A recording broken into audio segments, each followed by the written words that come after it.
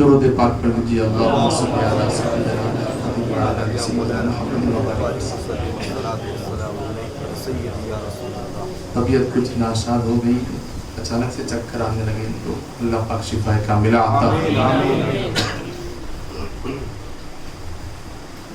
الحمدللہ رب العالمین والصلاة والسلام علی سید المرسلین وعلی آلہ واصحابہ اجمعین، اما بعد فاعوذ باللہ من الشیطان الرجیم، بسم اللہ الرحمن الرحیم۔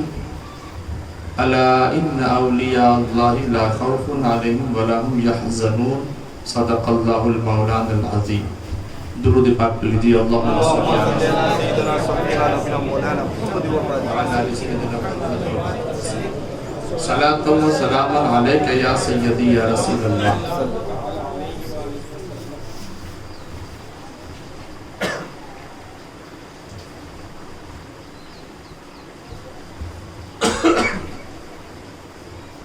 غوث اعظم میری بگڑی کو بنانے والے، غوث اعظم میری بگڑی کو بنانے والے، رب کے محبوب ہیں محمد کے گھرانے والے۔ غوث کو یا غوث کہتے کہتے ہو جاتے ہیں غوث، غوث کو یا غوث کہتے کہتے ہو جاتے ہیں غوث، خواجگی ملتی ہے خواجہ کا دم بھر کے لیے۔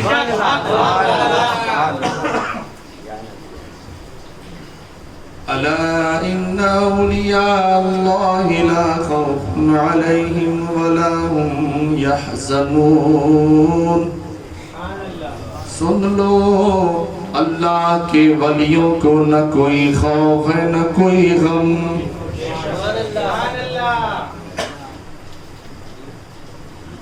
جب بندہ اللہ والا ہو جاتا ہے، اللہ سے ڈرتا ہو جاتا ہے، اللہ کا خوف رکھتا ہے، تو ساری خدائی اس سے ڈرتی ہے۔ ابھی آپ نے واقعہ سماعت کیا،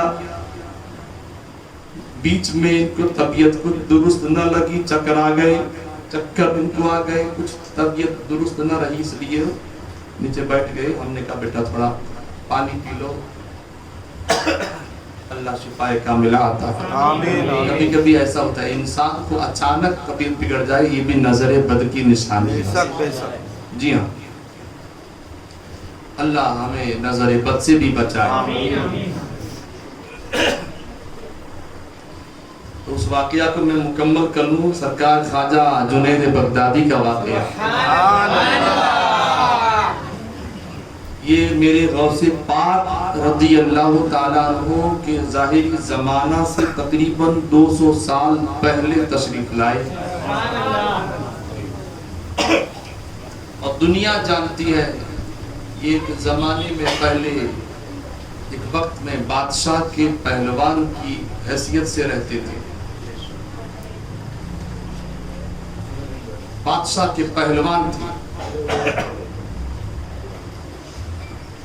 اور کوئی مقابلہ نہیں کر پاتا تھا سرکار جنید کا، پہلوان تھے وہ الحمدللہ۔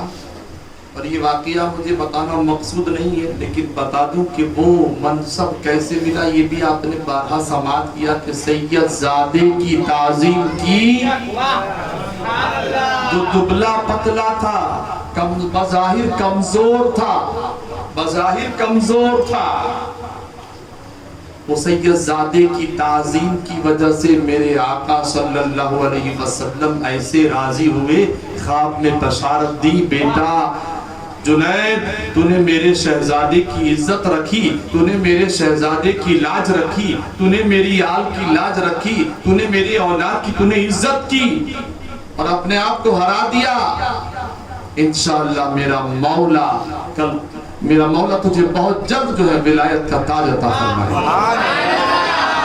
دنیا نے دیکھا کہ پھر ایسے ولی بنے، سبحان اللہ، دنیا پکار اٹھی کہ خواجہ جنید بغدادی، یہ وہی خواجہ جنید بغدادی ہے۔ ابھی آپ نے سماعت کیا، پانی پر مصلی ہے، پانی پر نماز بھی پڑھ رہے ہیں، چل رہے ہیں، اللہ اللہ بارہا لوگوں نے کرامت دیکھی سرکار جنید کی، اور ایک بندہ جو اس کو اس پار جانا تھا، اس نے دور سے دیکھا تو پکارا، او ملا ٹھہر جا۔ قریب پہنچا دوڑ کر کے دیکھا سرکار خواجہ جنید بغدادی تھی۔ شرمندہ ہو کہا حضور مجھے معاف کیجئے، میں نے دور سے پہچانا نہیں، اس لیے میں نے ملا کہا، حضور مجھے معاف کیجئے۔ کہا تجھے کیا معاملہ؟ کہا حضور مجھے اس پار جانا ہے۔ کہا تو بھی کھڑا ہو جا مصلی پر۔ اور یا جنید کہتا رہنا۔ وہ بندہ سرکار خواجہ جنید بغدادی کے پیچھے کھڑا ہو گیا ادب سے، اور یا جنید کہتا رہا، مصلی پار ہوتا رہا۔ بیچ میں جو ہے شیطان نے بہکایا پیچھے والے کو، شیطان نے بہکایا کہ تو یا جنید کہہ رہا ہے، اور جنید بغدادی تو یا اللہ کہہ رہے ہیں، تو بھی یا جنید چھوڑ دے، یا اللہ کہنا شروع کر دے۔ اس نے اس بات کو مان لیا، شیطانی وسوسے کو مان لیا۔ بیٹا بیٹھ جاؤ، اس طرح بیٹھ جاؤ، ادھر چلے جاؤ۔ اس نے شروع کر دیا یا اللہ، جیسے ہی یا اللہ کہا وہ ڈوبنے لگا، یا اللہ کہا تو ڈوبنے لگا۔ چلایا حضور بچا لیجئے۔ سرکار خواجہ جنید بغدادی نے پکڑا، اوپر کر دیا، کہا تجھے کہا تھا کہ یا جنید بولتا رہے۔ کہا جی حضور۔ اب وہ یا جنید بولتا رہا، یا جنید بولا، اب اوپر مصلی پر تیرنے لگا، پار ہو گئے۔ اس نے کہا حضور ماجرا مجھے سمجھ میں نہیں آیا، بات مجھے سمجھ میں نہیں آئی، فلسفہ مجھے سمجھ میں نہیں آیا۔ آپ یا اللہ کہتے ہیں، اور میں یا جنید کہوں تو تیروں، یا اللہ کہوں تو ڈوب جاؤں، بات کیا ہے؟ کہ بے شک اللہ ہی قادر مطلق ہے۔ سرکار خواجہ جنید بغدادی فرماتے سن، ساری کائنات اللہ کی ہی ہے، ساری کائنات اللہ نے بنائی ہے، سب کا پالنہار حقیقی اللہ ہے۔ بات صرف اتنی ہے، تو ابھی جنید تک نہیں پہنچا۔ بات صرف اتنی ہے، تو ابھی تک جنید تک نہیں پہنچا، تو جنید تک پہنچا، اللہ تک پہنچ جائے گا۔ یہاں وسیلے کی بات تھی، وسیلہ پکڑو انشاءاللہ بیڑا پار ہو جائے گا۔ اللہ والوں کا دامن تھامے رہو۔ کوئی یہ نہ سمجھے معاذ اللہ کہ سرکار جنید بغدادی اللہ کا ذکر چھوڑوا رہے ہیں، نہیں الحمدللہ۔ بات وہاں صرف بتانا مقصود تھا، منزل بتانا مقصود تھا کہ تو پہلے جنید تک پہنچ جا، خدا تک پہنچ جائے گا۔ اللہ میرے سرکار خواجہ جنید بغدادی رضی اللہ تعالیٰ عنہ کی بہت ساری کرامتیں ہیں، لیکن چونکہ بات میں نے چھیڑ دی، سرکار غوث پاک کا نام پہلے میں نے لے لیا، تو میں ایک بات پھر عرض کر دوں۔ اتنا بڑا منصب میرے جنید بغدادی کا، اور حضور غوث پاک تو ابھی پیدا بھی نہیں ہوئے ہیں۔ سرکار غریب غوث پاک جو ہے تشریف نہیں لائے ہیں، پرشے گیتی پر تشریف نہیں لائے۔ اس وقت یعنی غوث پاک کے پیدا ہونے سے 200 سال پہلے کا معاملہ یہ ہے سرکار خواجہ جنید بغدادی کا۔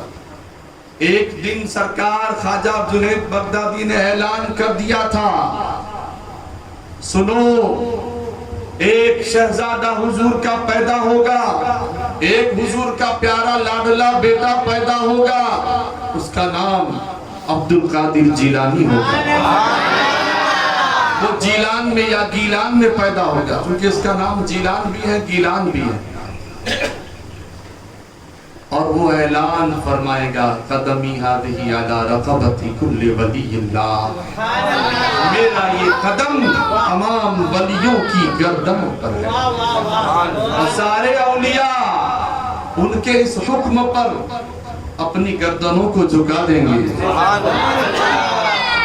تم گواہ رہو، جنید بغدادی فرماتے تم گواہ رہو، وہ تو بعد میں آنے والے، میں پہلے سے اپنی گردن جھکا لیتا ہوں۔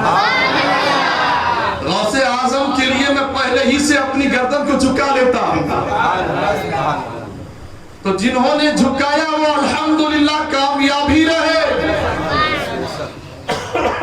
غوث اعظم کی بارگاہ میں سر تسلیم خم کر دیا، وہ زمانے کے ممتاز ہو گئے، زمانے میں ممتاز ہو گئے۔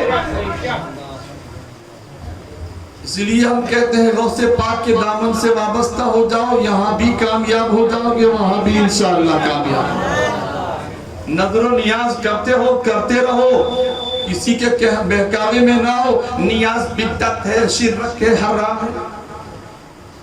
بہت سارے لوگ بے وقوف، لیکن تم جب نیاز بناتے ہو، ان کو بلاتے ہو تو دو ہاتھ سے کھائیں گے، تو بلاؤ نہیں ان کو۔ جن کے نزدیک حرام ہو ان کو بلاتے کیوں ہو؟ زیادہ نیاز بنا کر کے وہابیوں کو بھی بلاتے ہو، دیوبندیوں کو بھی بلاتے ہو، خارجیوں کو بھی بلاتے ہو، غوث پاک کی شان اقدس میں نازیبا جملہ بولنے والوں کو بھی بلاتے ہو، تو وہ نیاز کس کام کی؟ جو غوث پاک کے دشمن ہیں ان کو تم بلاتے ہو۔ اللہ اللہ، تھوڑی سی نیاز بناؤ، غوث پاک کے غلاموں کو کھلا دو، تو یہ تمہارا تھوڑی نیاز کرنا بھی بڑا مقبول ہو جائے گا انشاءاللہ۔ اللہ پاک مجھے آپ سب کو سرکار بغداد کی غلامی کی توفیق عطا فرمائے، غوث پاک کے غداروں سے دور رہنے کی اللہ پاک ہمیں توفیق عطا فرمائے۔